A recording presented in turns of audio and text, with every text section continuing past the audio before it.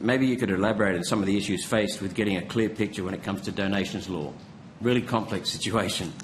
On the returns for the Construction, Forestry, Maritime, Mining and Energy Union for 2022 and 2023, they donate huge sums to the Labor Party. The CFMEU has received more than $39 million from a company called Ableshaw, which is a wholly owned subsidiary of coal company Glencore. So, and then in 2021-22, they donated $9 million. So that's over 2 years, $48 million donated from basically Glencore or Glencore-owned companies to the CFMEU, to the Labor Party.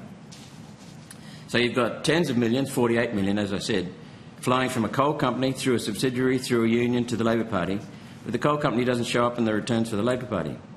Can you explain the difficulties in actually finding out where the money is originally coming from on the returns that are lodged? So first of all, Senator, I haven't seen that particular return, so I'd have to obviously take that on notice and have a look, but I'm not aware that any of that breaches the existing legislation, and our role is to adhere to the legislation, promote the legislation, ensure that agencies are adhering to that. As you know, donation, the whole funding and disclosure issue is the most complex part of the Electoral Act.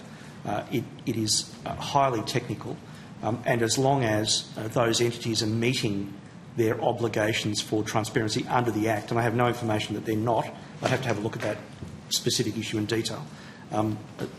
As long as they're within the legislation, changing that legislation is a matter for Parliament rather than for the AEC, which I know you're aware of.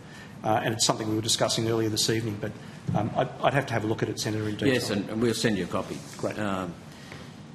It is on a register from CFMEU, I think I said, but that's an awful lot of money to be hidden, and it's not deliberately. Perhaps it's inadvertently hidden. I think the intent is deliberate, because it seems a bit strange that money is going from a coal company to a mining union to the Labor Party.